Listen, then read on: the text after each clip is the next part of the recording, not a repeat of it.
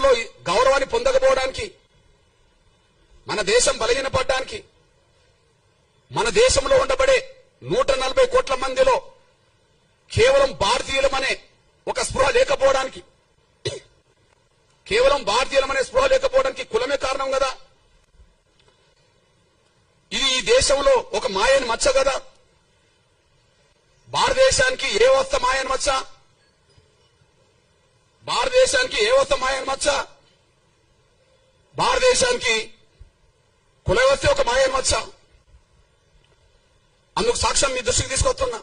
ఈ దేశం బలహీనపడ్డది కుల వ్యవస్థ వల్ల. ఒకనాడు అఖండ భారత్లో ఉన్నాం, ఒకనాడు మనం అఖండ భారత్ అని చెప్పుకునే వాళ్ళం. ఇప్పుడున్న భారతే అఖండ భారత్ కాదు కదా.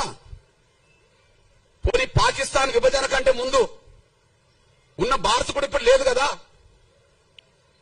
పాకిస్తాన్ కంటే ముందు పాకిస్తాన్ భారతదేశంలో బాగా ఉన్నప్పుడు కూడా అంతకుముందు అఖండ భారత్ అన్నాం కదా. అఖండ భారత్ లేదు కదా. మన నుంచి భారతదేశం అనే ఈ దేశం నుంచి పాకిస్తాన్ విడిపోయింది కదా. విడిపోవడానికి ఆ విశ్వాసం సంబంధించిన వాళ్ళు ఎక్కువ మంది కావడమే కదా. మరి ఆ విశ్వాసంలోకి ఎక్కువ మంది పోవడానికి కారణం ఏంది?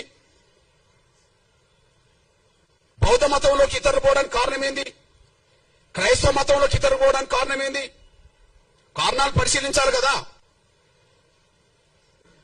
హిందూ ధర్మం, సనాతన ధర్మం పురాతనమైంది కదా. మన భారతదేశానికి హిందూ ధర్మం, సనాతన ధర్మం పురాతనమైంది కదా.